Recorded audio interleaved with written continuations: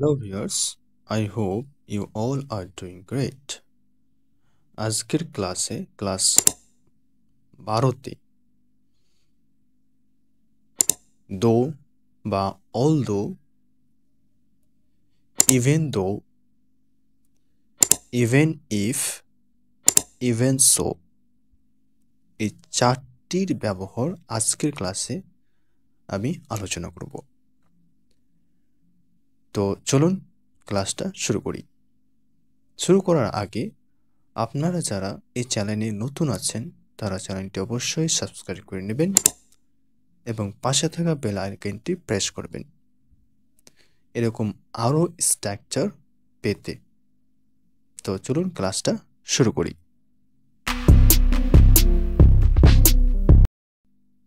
দো বা although dot dot কমা dot dot এর অর্থ হচ্ছে যদিও ডট ডট তবুও ডট ডট ডট। তো অলদের অর্থ হচ্ছে যদিও তবুও। এই অর্থে আমরা দো এবং অলদোর ব্যবহার করব। এবার চলুন কিছু এক্সাম্পল দেখে নিই। যেমন যদিও তার অনেক টাকা আছে তবুও সে একজন কৃপণ ব্যক্তি। দো বা although he has a lot of money he is a miser. যদিও সে একজন ভালো ছাত্র ছিল তবুও সে পরীক্ষায় ফেল করেছিল। দো বা although he was a good student, he failed in the exam. আমি তোমার সাথে ইংল্যান্ডে যেতে ইচ্ছুক যদিও আমার কাছে কোনো টাকা নেই। তাহলে এই বাক্যটা আমরা যদিও পেয়েছি কিন্তু তবুও নেই, এই ক্ষেত্রেও আমরা দো এবং অলদো ব্যবহার করব। যেমন I am willing to go to England with you though বা although I don't have any money with me. তো দো এবং অলদো বাক্যের মাঝেও ব্যবহার করা যাবে। সে অখুশি যদিও সে ধনী।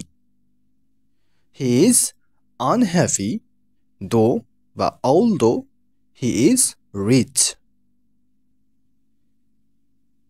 যদিও আমি ইংরেজি শিখি তবুও আমি ইংরেজিতে অনর্গল কথা বলতে পারি না। দো বা although I learned English, I cannot speak English fluently. এরপরে আমরা শিখব ইভেন দো। ইভেন দোর অর্থ হচ্ছে যদিও বা যদিও ডট ডট তবুও। এই অর্থে আমরা ইভেন দো ব্যবহার করতে পারি।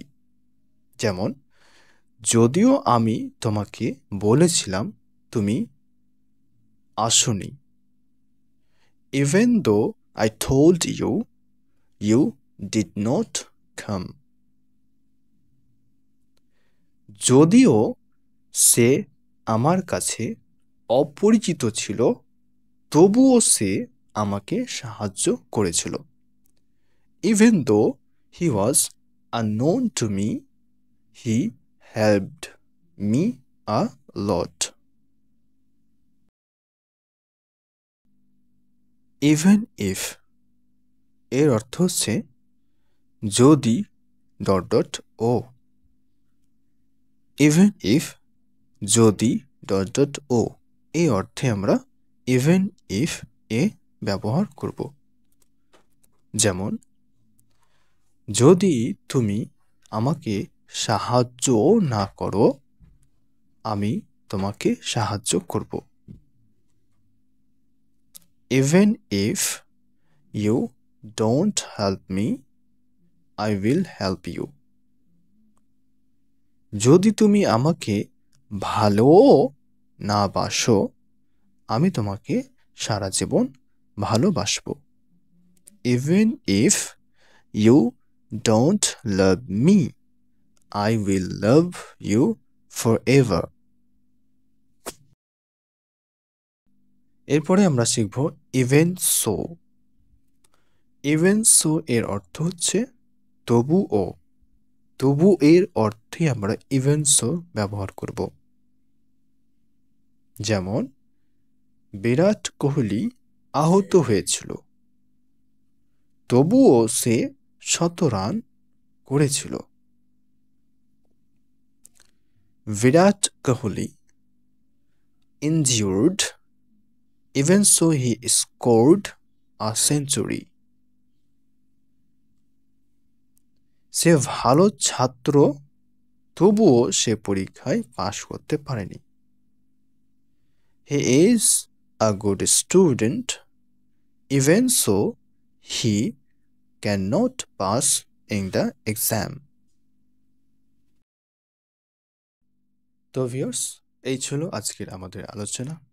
এই আলোচনা আপনাদের কেমন লাগলো অবশ্যই কমেন্টে জানাবেন, এবং ভিডিওটি যদি ভালো লাগে তো অবশ্যই লাইক করবেন। তো আজকে এইটুকু।